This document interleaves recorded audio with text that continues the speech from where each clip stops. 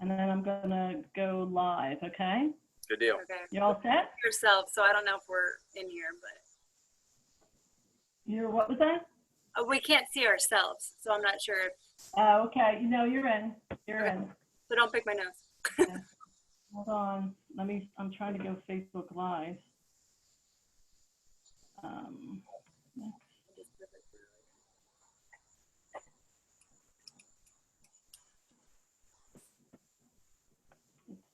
It's starting, getting ready for the Facebook Live, so just hold on. Okay.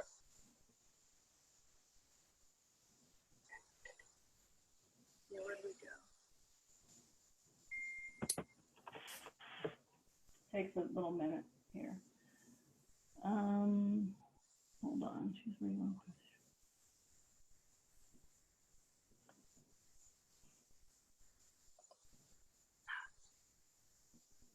Okay. Let's see.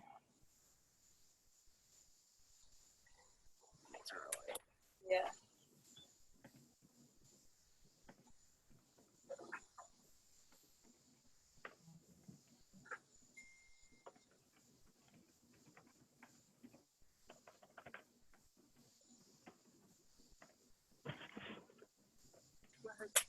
Okay, I'm going live. That kind of, that lights around, yeah.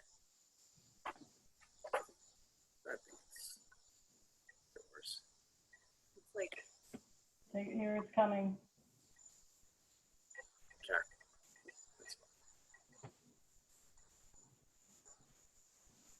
maybe it's closer.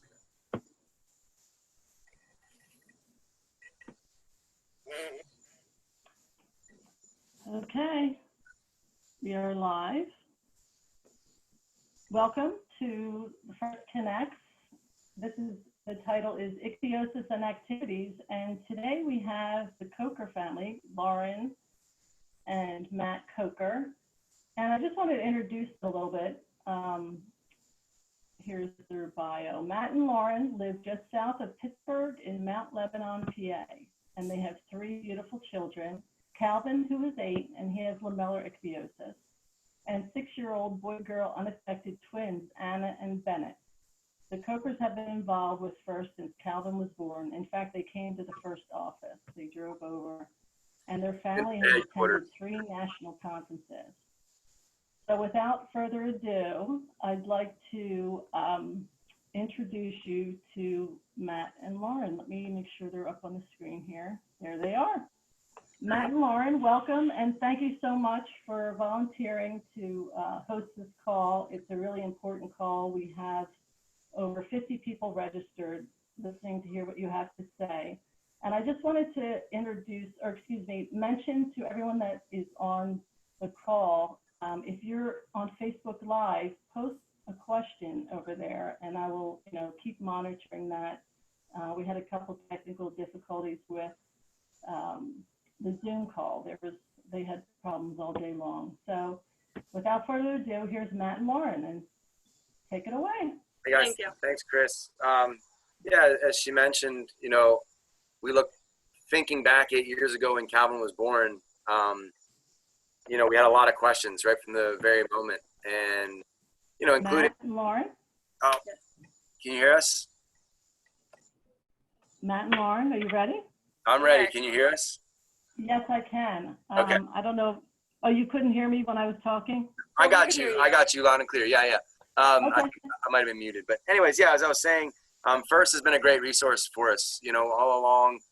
When Calvin was born, as first-time parents, as any parents, we were nervous and scared and afraid of the future, let alone, he had a condition that we had never heard of, and quite frankly, our doctors and our caretakers had never heard of either. So as soon as my wife Lauren was able to get in contact with FIRST, they brought a lot of comfort to us and a lot of, just peace of mind knowing that it was going to be okay. And as we got more involved with FIRST, and really it was impactful to see parents with older children and older children themselves, and teenagers and adults that had ichthyosis. And, now we've been able to watch kids grow up and become teenagers and adults, which has been really cool. And it's encouraging for us. Again, a lot of things were unknown for us at the beginning, it was encouraging for First to allow us to be a part of that and learn. So hopefully tonight we have a good conversation and we're able to share some of our experience as parents with y'all. Calvin, come here, bud. Calvin's going to drive us nuts if he didn't get to say hi. So he's wandering around the background, so we'll get this over with. Calvin, say hi to everybody. You're live on Facebook. This is Calvin. This is Calvin, our 8-year-old. He should be in bed right now. Get to bed. All right, that's good, Cal. Go to bed. All right. Yeah, so that's it. I hope, we'll share our perspective. Obviously, we're parents, so it's a different perspective than maybe someone who's lived it. So we can share our perspective as parents. And for us, we're happy to share our philosophies and our thoughts on it. There is no right answer. There is no one way to do it. And every kid and every person is different. We recognize that. So we'll just share our experience and the best we can. And certainly not here to tell anybody how to parent or raise children, but maybe we can bounce ideas off each other and be better. So, without that, I think you have anything to add before we get started? No, I mean, I think just as a mom, kind of like Matt mentioned, but especially as a mom when he was first born, the questions were just never ending in my mind of what he could or couldn't do and what his life would look like. And so I would have loved for a meeting like this, just to hear again what these kids are capable of, because at the time you think they can't do anything, but that has not been our experience at all. And so hopefully we can offer hope to people, and then again also share ideas with each other about things that have worked or maybe haven't worked. All right. So Hang on, we gotta go to the next slide. There we go. all right, so tonight we want to spend a little bit, we'll talk about Calvin, we'll brag about our son a little bit, and we'll get into some of our philosophies as parents and sort of how that's changed maybe since birth till 8 years old, and then talk about the activities he's participated in and as well as some of the challenges of it and precautions and care that we take, as well as some of the actual products we use. So some of the actions that we take that way. I don't know. Oops, sorry. Jumping ahead. We have a quote here. Lauren added. She likes this one. Go ahead and read it. Well, hang on. You can. Okay. Life is 10% what happens to you and 90% how you react to it. We can't see our whole screen, so you got to. That's not too hard to remember, though. But it's so true, right? All right. Next one. So this is Calvin. He's 8 years old. He has lamellar ichthyosis. He cannot sweat. He does experience cracking. That's one of the things we got to focus on. He does not blister. He doesn't experience that. And right now, for activities, he excels at baseball and wrestling. Those are his two favorite sports, and he's pretty dang good. So here's he is holding his MVP. So he made the travel team in our town this year. So he's excited about that. He had to try out and make it. And then not only did he make it, he at the one tournament we were in, he earned the MVP baseball there. So there he is, smiling ear to ear after the tournament. Some of our philosophies, we'll dig into it, some of the influences that we had, but we try to let him try anything, and we have, up to this point.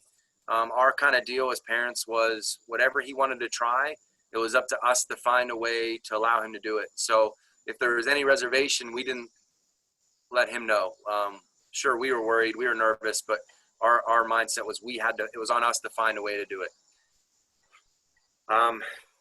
For us and for him, we never wanted ichthyosis or overheating because that's his major issue to be an excuse. If you didn't make the baseball team or something, it wasn't because you have ichthyosis, it's because you can't catch a ball or you can't hit the ball or throw the ball, so we never wanted that to be a reason, and there was always ways around it. And even things like eventually, things like cutting the grass or something like that, we'll never let him out on chores just because he can't sweat. So if he needs to cut the grass, we'll have to do it at night or in the morning or whatever time that works for him. So it's never an excuse for us or for him.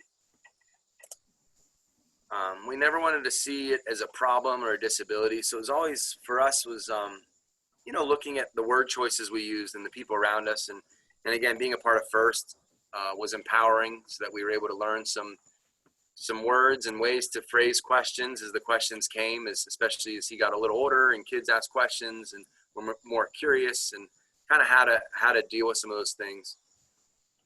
But it's an issue, right? Because we do, as much as we love First, it's like, well, we go to the conference and hands down love the conference every time we go. But we always kind of struggle with the idea, well, if it's not a problem or something different, then why does he get to drive halfway across the country to a conference? My other kids don't, right? So that's something we consider. But obviously, the good way outweighs any of those questions. So We wanted a normal life, back to that. We just wanted it to make it as normal as we could feel. Now, in the background, we've done things as parents that we didn't do for our other children, for sure. Now, Calvin doesn't necessarily know that, or maybe he does know some of it, but maybe Lauren, you can speak to kind of what you do at school. And I mean, this isn't necessarily about activities, but I've, always reached out to his teachers, even starting at 2 years old in preschool, and made sure other families knew about it. When kids would question it, we never made it a big deal. I never got angry in front of him. In my mind, I might be angry. Later, I might cry about it, whatever. But in front of him, I was always very cautious to not view it as any sort of problem and make it just seem like it's just part of him. Just like I have brown eyes, he has special skin. There's nothing more to it than that. And I think that now he's going into 3rd grade. He does have a 504 plan at school, but it's never, he doesn't view anything about him. He knows he has special skin, but that's never been a big part of who he is.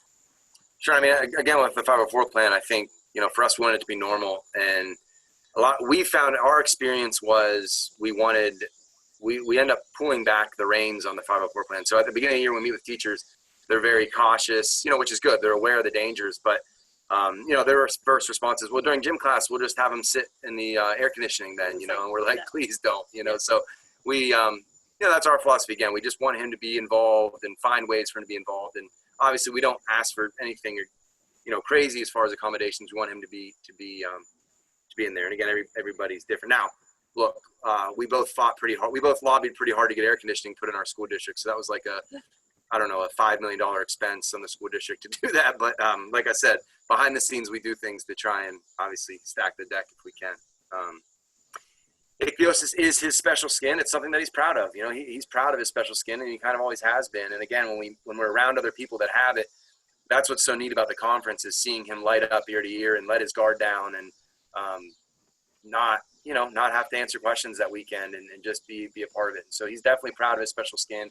He's proud of the community of people that are involved with FIRST and Ichthyosis, and the people in our area like Bailey and Hunter, and people that live in the Pittsburgh area that blaze the trail for him. And for us as parents, it's been neat to be around. I always say we kind of brainwashed him in a positive way. We never used any language that made Ichthyosis seem like a negative thing. Try to hide pity. That's on our part. There's the time in we don't, feeling sorry for yourself doesn't really do you any good ever. And so, there's times where certainly we see the challenges, and as a parent, you don't shuffling around because his feet are cracked. As a parent, you don't want to see your kid have to do those things. But, there was a time where we were at Chick-fil-A. I remember, a kid looked at Calvin completely innocently and said, "What's wrong with your face?" Well, Lauren starts crying. Like, "Lauren, you got to go high. You got to go in the van. You can't be breaking down right now in Chick-fil-A." The kid was completely just curious. And so, as parents, we see it differently, and we take, obviously our antenna is up. But anyways, we try to hide that stuff, hold it to ourselves. Self-care and awareness of overheating, that's something we're working on as he's getting closer to 9 years old, of him being aware of his, just being aware when you're overheating, and self-care, doing touch-up throughout the day and being able to lotion himself throughout the day. We're definitely nowhere near there, but we're working on it as parents. We're trying to encourage him to do his own lotioning and shower treatments and stuff. It's a start. So we're just working on tying our shoes right now. Organized sports and activities. So, there's a quote I like in here. We'll get to it, but I read a book by Jim Abbott. Jim Abbott was a major league pitcher, and right when Calvin was born, like a couple months after he was born, I read this book, and it was really, really empowering. It came into my life at the right time. I was a first-time parent, and kind of looking for resources on the book of how to parent. And I read this book, and it was a biography, but a self-written biography. Autobiography. Obviously, I don't read a lot. Jim Abbott was a pitcher, and he ended up pitching for the Yankees, and he threw a no-hitter for the Yankees. That was the highlight of his career. And he talks about him growing up. Well, he had a physical difference. He had one hand that was deformed. It was a very small hand, so he'd have to throw a pitch and put the glove on his other hand and then catch with his one hand. And he basically was a one-arm pitcher, essentially, and he ended up being awesome. He was an Olympian for USA. And one of the things he talked about, and a lot of the things he talked about, but basically this one, hold on, let's see if I can see it, is never allow the circumstances of your life to become an excuse. People will allow you to do it, but I believe we have a personal obligation to make the most of the abilities we have. That was one of the quotes from the book I really liked. And he also talks about how he didn't want to be known as the pitcher with one arm. He just wanted to be known as a good pitcher. And it was just kind of neat hearing him talk about how he never really wanted to be a hero, but he ended up being one anyways. Whoops, sorry. Okay, so some of the sports he's done, some activities he's been involved with. Again, we've tried to let him try everything. He's done soccer. He's done basketball. His main sports right now are wrestling and baseball. He's done flag football. He's done tackle football. Tackle football was the most challenging for us. It just being in August and September, and the games were like 1 o'clock in the afternoon, and you're full pads, so helmet, shoulder pads, the whole deal. There's a picture of him in the middle with his pads on. It was hard to keep him. Any chance we could to get water on him, we tried, but it was tough. It was tough. He ran the kids marathon here in Pittsburgh, which was really cool. It's a 1 mile race, and it's in May, so it is hot, and he's found a way to do it, and he kicks butt at that. He's done it a couple years now. He did gymnastics. He's gone skiing. We've canoed multiple times. COVID was a good excuse for us to get out and canoe. And swimming. He loves being in the water. Obviously, it's good in the summer when it's super hot for him to be in water. So some of the actions that we take to allow him to do activities and make sure that we're doing our part so he's not hindered is it starts with his skincare. The better that his skincare is, the less issues he has, both with overheating and cracking and just being overall comfortable. So as when he was little, our care was a lot more. We did a lot more. We were bathing twice a day with him, and we were doing, a lot more lotion, and he was constantly getting treatment. And as he's gotten older, he doesn't want to sit in a bath as long, right? So he's more active, and it's harder to do some of this stuff. So it's a balance of perfect skincare and being an 8-year-old kid that wants to run around and play all day. So here's where we're at right now. We do his lotion when he wakes up. We do his lotion in the evening, and we try to do touch-ups throughout the day. It tends to help. It's a long day to go without any lotion touch-ups, especially in the summer when it's hot. We try to do a long bath once a week. So we do have a micro bubble tub, which we like. We've had that for a couple years now, and it's made a difference, and we do that once a week. Obviously, during that bath, we're scrubbing, exfoliating, we're combing his scalp, and we're putting extra care on his hands and feet. Those are really the things where the cracking occurs, on him at least, where we have to watch for him to do activities. Obviously, it's hard to do activities when your feet and your hands are bleeding. So it's important that we take good care of those. We also, so before an event, we try to do a pre-cool prevention. We've noticed that once he's hot, it's a lot harder to cool him down than if we can just keep him cool. So in the winter, when we're driving to practice or something or an activity, we try not to use heat in the car, even if he complains it's cold. Tough, we'd rather be cold than hot going into an activity. In the summer, we're blasting air conditioning as long as we can towards the activity.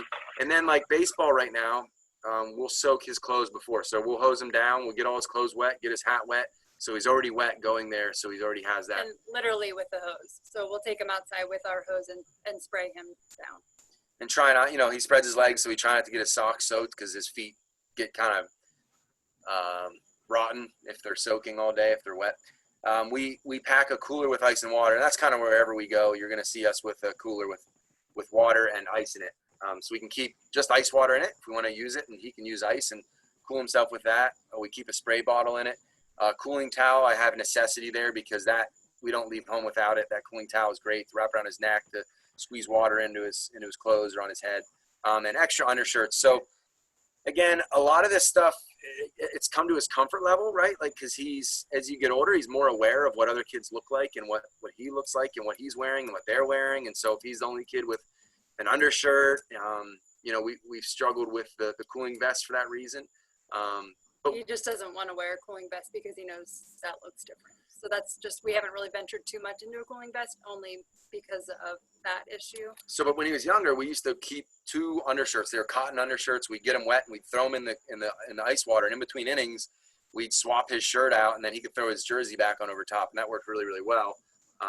Something else to note is that things have changed from the time he was a baby until now. So when he was a baby and we were going to an arts festival that was going to be 90 degrees and he was in a stroller, we would bring just a simple spray bottle and just spray him down every so often to keep him cool. But now he's running hard and playing hard, and so we've upped our game a little bit.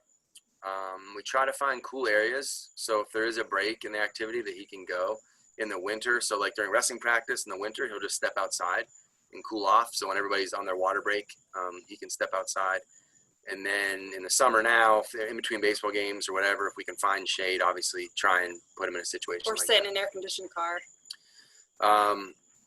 A bucket fan, so we'll get into that later, some of the products we use, but that's been very helpful this summer.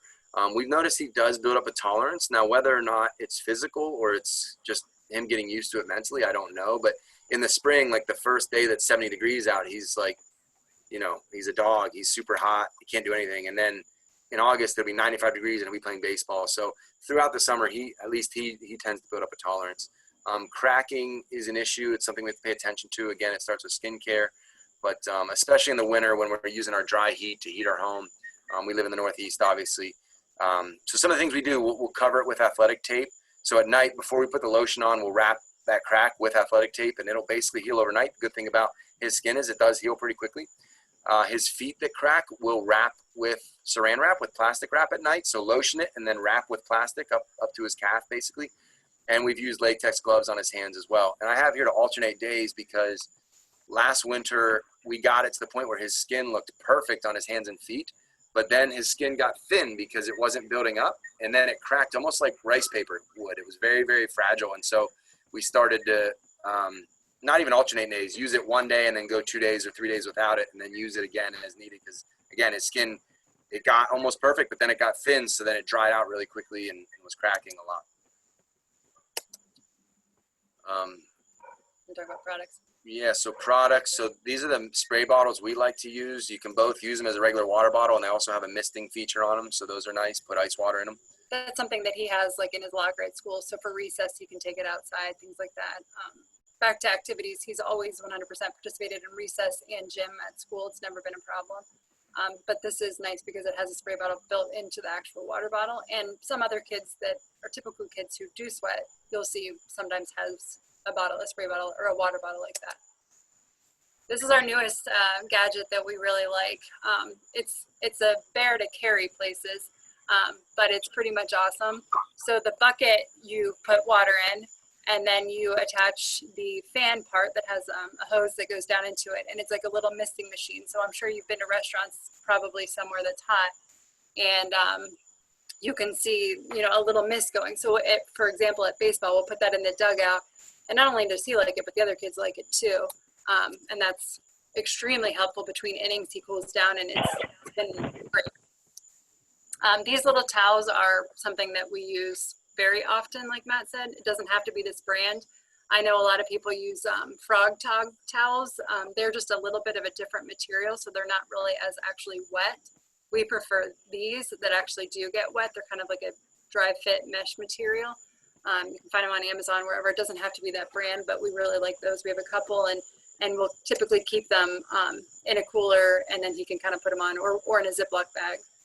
Like I mentioned, the spray bottles, they're just very simple, cheap spray bottles that we use from time to time, especially when he was younger, just to kind of have in a diaper bag or wherever you are, just to give him a little spritz whenever he needs it. And even when he was, 1 or 2, he would use it himself, on himself, which was a good introduction to caring for himself and understanding that he needs that to stay cool. And then here's our dude again. This is Calvin. So it's in the dugout of baseball.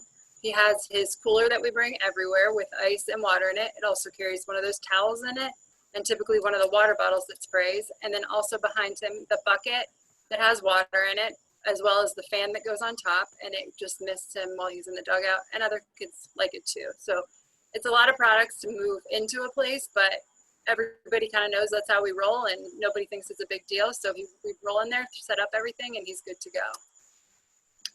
Again, we mentioned the cooling vest. We have not really used that very often, but that's only because of his, I guess, embarrassment. He doesn't use those words, but just not wanting to wear it. So lack of cooperation maybe, but that might be something in the future that if we need to, we can look into. There's some things that we just, a couple things off the top of our head that we, like I said, that book Imperfect, it's called An Improbable Life by Jim Abbott that I like. Lauren read a couple, but you can speak on them. But this YouTube video was important to me. I met this kid, Max Lamb. I used to coach wrestling at the University of Pittsburgh, and So his high school hired me to do clinics at their high school. And I met Max when he was probably a freshman in high school, and Calvin was probably 2 or 3. And it was just a good timing in my life to meet a kid like Max. He was blind, and he wasn't born blind, but then he became blind. And wrestling was about the only sport he can do, right? Basketball, you got to find a hoop and shoot a ball in it, and hard to hit a baseball when you can't see it. So wrestling was one of the few sports he could do, and he excelled at it. He was pretty good. And I got to meet his parents, and I learned a lot from him. And this was a short video. I'll send the slides to Chris so she can send out to the group. But this was a short video that I watched and I took out of, and it's just about him and him talking about his perspective on life and wrestling and activities and sports. And the one thing that always stuck out that his parents said, they say it in the video, and they said it to me, was they met with their doctor, and they said, well, what can we do? You know, and the doctor said, basically, if you treat him like he's disabled, he'll be disabled. And those are kind of harsh words, but that always stuck with me. Again, I was a first-time parent with a 3-year-old when I met Max, and of a condition that I knew very little about initially. And it was, for me to hear that was powerful. And so I've always kind of kept that close to heart. Imperfect was the book that I read, and Lauren, if you want to talk about these other ones. So when Calvin was first born, I read the book Bloom, which is basically about a mom who has a child with Down syndrome, and she was not aware that the child would have Down syndrome prior to her being born. And then the last one is a poem. It's called Welcome to Holland. I think the last two probably suit mothers more, just kind of a little bit, what you expect when you're having a baby, and what you get is not really your expectation going into this with a child with ichthyosis. So I think for me, I found comfort in those and found the beauty in what was. And Calvin, like your children, are incredible, and we wouldn't want it any other way. So he's an amazing kiddo, just like yours are, and we appreciate your time. If you want to open it up for questions or comments, or if anyone has tips that they want to share, we're happy to do that now. Yeah, of course, there is an issue with Zoom, so people are just coming onto Facebook Live, but we did a couple questions that were sent to me. When Calvin is in school and he's doing activities, how do you prepare him for that? Because, I don't know necessarily you can bring in a cooler with ice. Is there something different that you work with at school? Well, first of all, I always try to volunteer for things. So I don't know if that's if that's possible for everyone, but when it's field day at school, at elementary school, and they're outside all day, I'm there volunteering. So I can slip behind the scenes a little bit and dump some water down his shirt, or bring the cooling towel in, or do whatever it is. But our school has also been incredible about working with us. So, we've never done this, but I'm sure if we wanted to use that bucket fan for an outside event, they would be happy to accommodate. And inside the building, it's never an issue because of air conditioning. And he does have access to that water bottle that has the spray function on it all day. And again, our school's been great, but if if we wanted him to have his cooling towel or any other things, we would be able to do that. But we certainly check the forecast, talk to him about it. Hey, if you get hot, make sure you tell the person, whoever's outside at recess. And really, that's never happened. He's also good at finding shade and maybe doing some different activities. Well, maybe talk about the 504 plan specifically. So we meet with the teachers before every school year, and we go over just what to be aware of, and then also how to respond. So if it's 50 degrees and cloudy outside, we don't need to worry about it too much, right? But it's that day where it's early or late in the school year, where it's early fall or late spring, where it's 80 some degrees out and the sun's on. It's like, if you're hot, he's really hot, and you'll see that. And so we have, what do? We have the mister. If it gets too bad, yes, he needs to step out. He needs to take a break. You can go inside.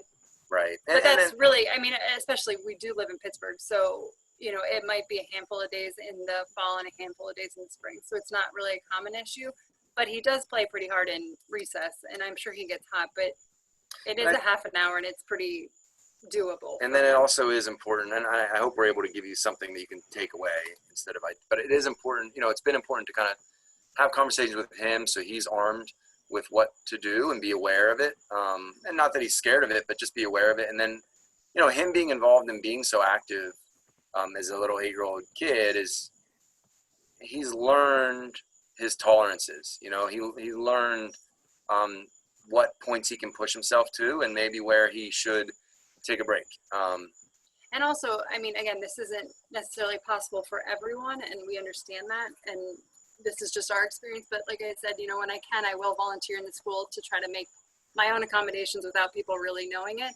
And in addition, Matt has always coached his sports teams, so we can kind of behind the scenes and, you know, do whatever we need to do without it being super obvious. So currently Matt coaches his baseball team and his wrestling. So that's very helpful. In fairness, I assist with baseball, but yeah, I do. Any chance I get, I do assist. So that's probably worth noting. So I can be involved. I can watch him. I can be on the field if he needs help. And it also helps with, you know, peer relationships too, which is also, you know, a big, obviously we all have concerns about how our kids will be treated when they have a visual difference. And so being involved in these activities, I think, helps to normalize them. So all of his baseball buddies and his wrestling buddies, they don't even hardly see it on him anymore. And they're aware he doesn't sweat, so they can be helpful as well. You know, his one friend will carry the cooler for us. The friends have been great. And I mentioned this to Chris earlier, but in regards to social aspects, today, for example, Calvin went to his friend's house. They were going to ride their bikes to a park and play baseball, then ride home and do all of these things. Well, it was hot today. And so instead of saying, nope, we can't do that, it's too hot, I dropped him off at his friend's house. I went to that park where he was going to ride his bike to, and I put that cooler that was in the picture, I put it down that had ice and cooling towels and water bottles and everything in it for him, told him it would be there, and told him to leave it when he was done. So, you know, later then we went and picked it back up. Obviously we risked it getting stolen, but I took my chances on that. So anyway, so he was able to do all of those activities with friends and build those social relationships that we all have concerns about without being different or having any concerns. So the cooler was there for him and we didn't have any problems.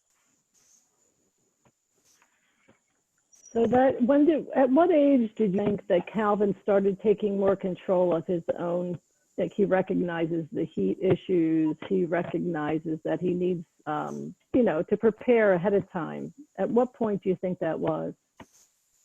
I think we're still learning. I think at 7 maybe is when he did, and we still fight these battles. I mean, we're like, Calvin, you need to hose off before practice. It's super hot. And he's like, I don't want to be wet. I don't like the way it feels. Well, the problem is it affects your whole mood. And it's not just the way you perform an activity. It affects, you know, when I'm hot or I'm hungry or whatever, it affects my mood, let alone, you know, when he's really hot, he's red.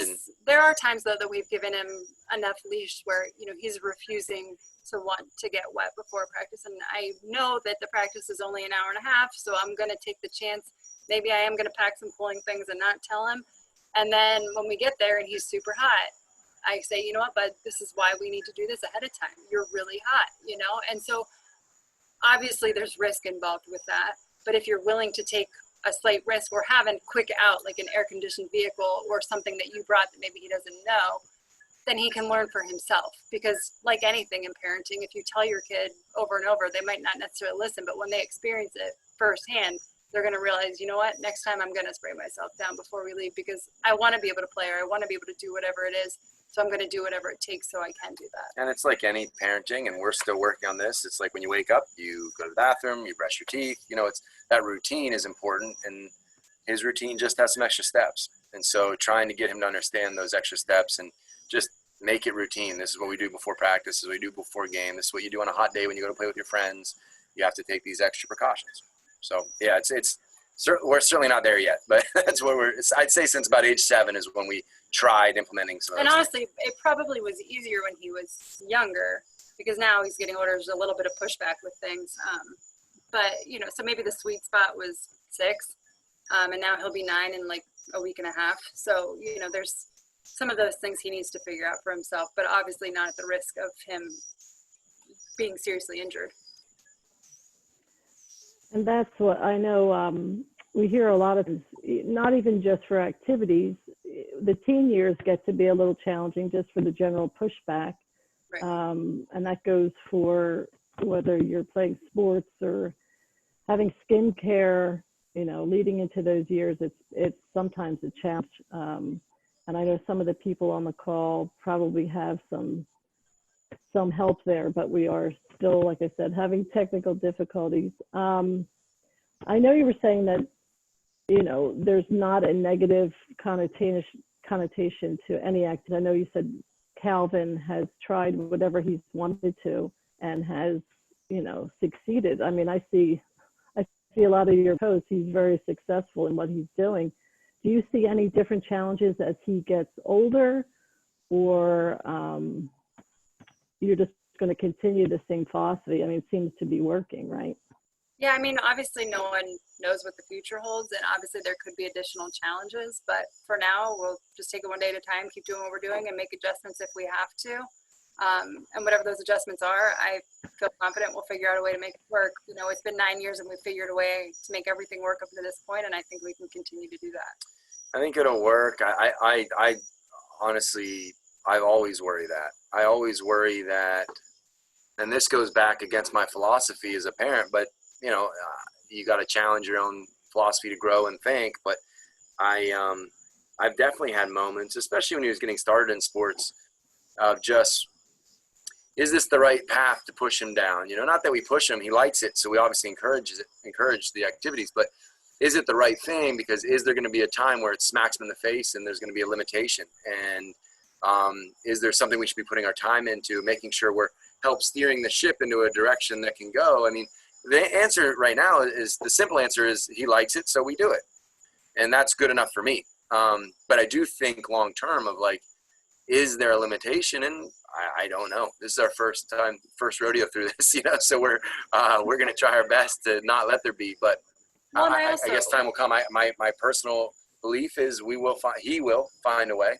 And I think that's the honest truth. So I also feel like in general, for most people with an activity, there comes an end point. I mean, unless you're a major league player, even major league players, or, you know, whatever activity it is, there's an end point. And oftentimes people aren't happy to see it end. So whenever that end point might be, whether it's related to his skin or not, there's going to be an end to it. And we're just going to be grateful for what we can do now and what he's enjoying and having success. And really, for me, any activities that my kids do in general is to support their confidence, their happiness, their physical ability, their, you know, exercise, things like that. And what we do now. Social was a big part of why we signed him up for so much stuff, especially when he was young. And that was, we chose where we live. A lot of it had to do with that because of, we wanted to choose a place where we felt like we could have a tight community. And so with that community, and we signed him up for everything under the sun right away just to get to know everybody. And so the questions would be, okay, it's over. Everybody knows Cal. And that's the truth. Like everybody in our town,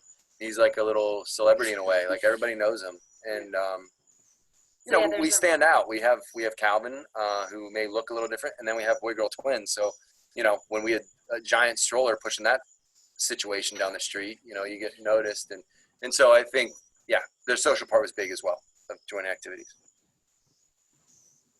I mean, I was going to say parenting doesn't come with a manual, right? And ichthyosis doesn't come with a manual, but I would venture to think that your coaching background probably helped you in the whole parenting aspect. It seems like you are very encouraging, both of you.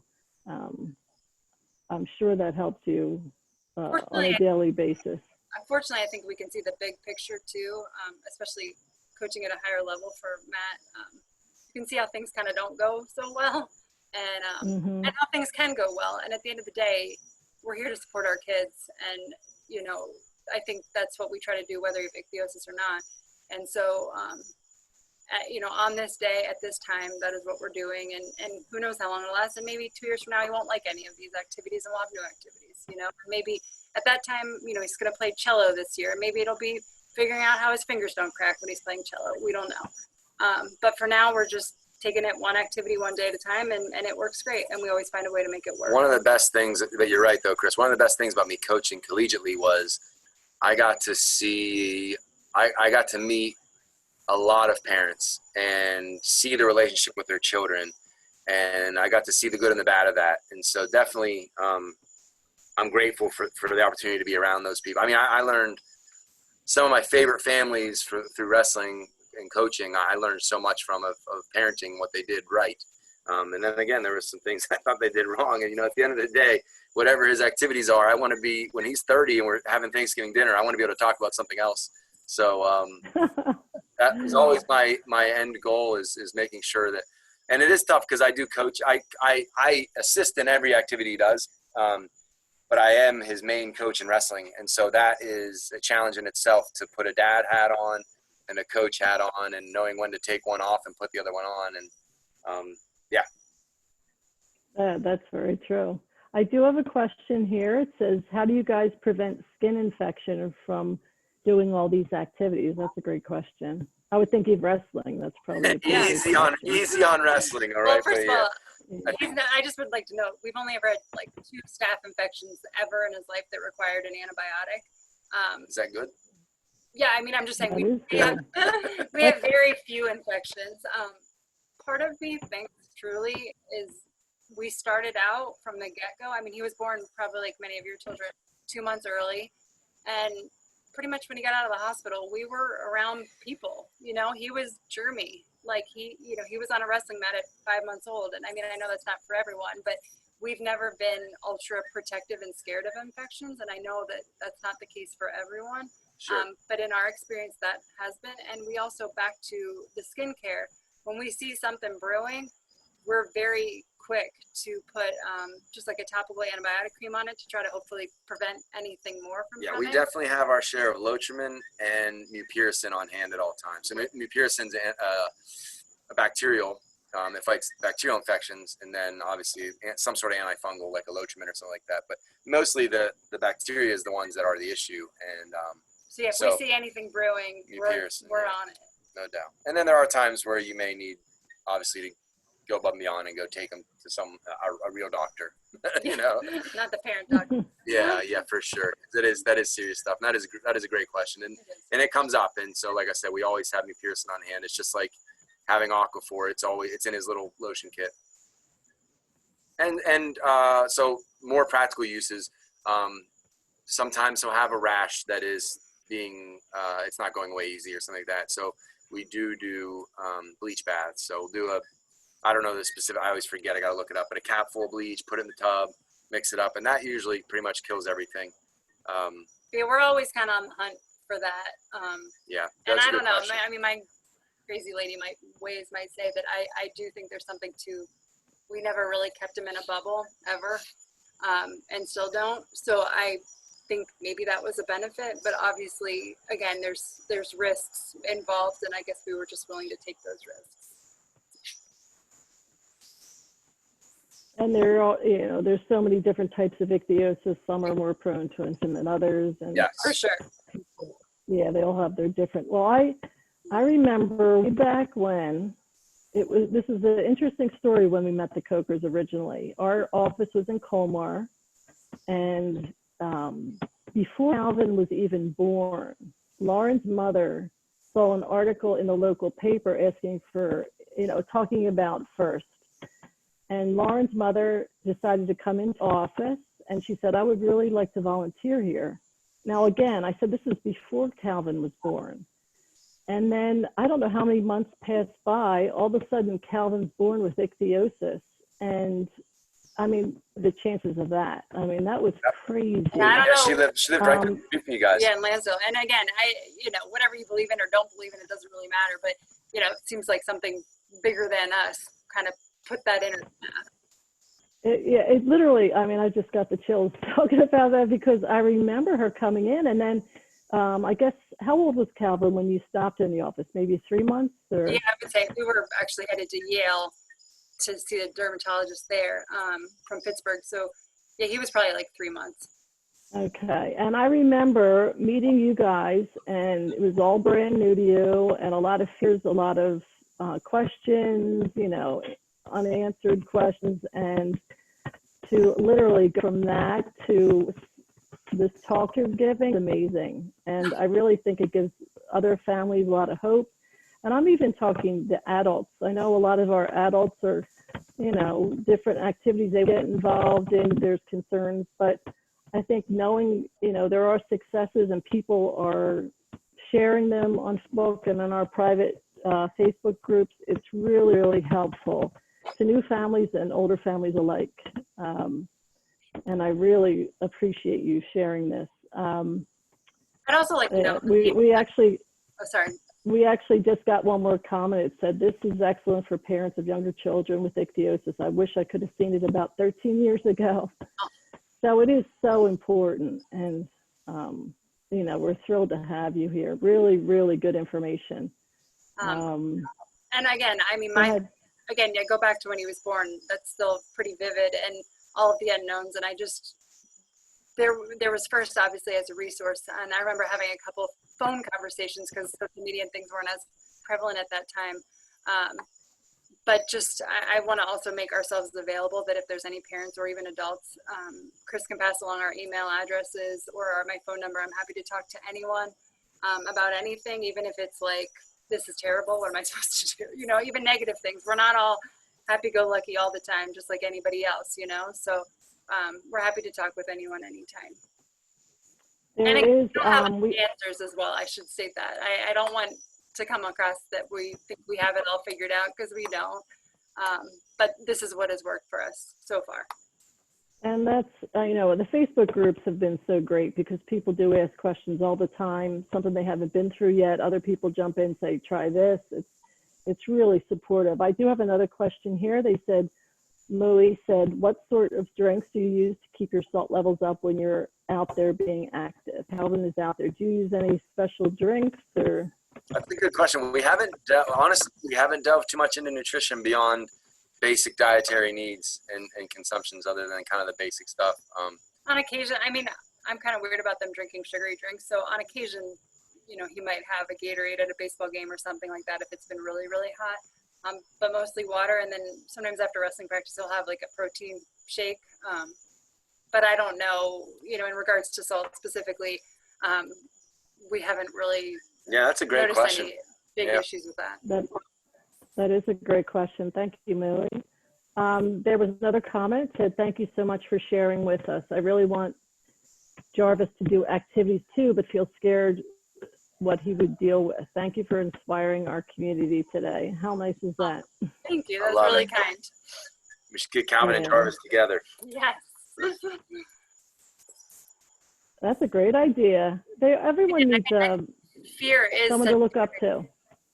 I think fear is a very dry. I think there's a lot of fear behind the unknown, especially with something like ichthyosis. So I mean, we always just erred on the side of give it a try. Like, I mean, obviously the worst, there are bad things that could happen, but easing into it, coming with things to prevent any possible issues, with wrestling, taking a shower right afterwards to avoid infections, things of that nature. So I don't know. I'm always all for give it a try, and we'll figure it out. That sounds like some wonderful advice.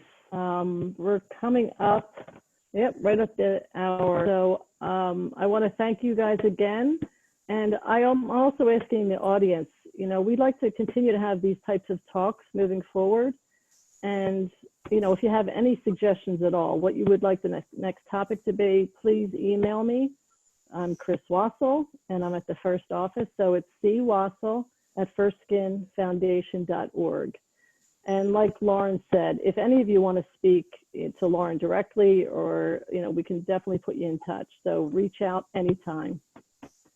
But if there's anything else, Lauren or Matt, before we end this call? No, thank you. Thank you, everybody. You guys were great. Thank you so much for your time. See ya. Bye. See ya, Thanks. Bye.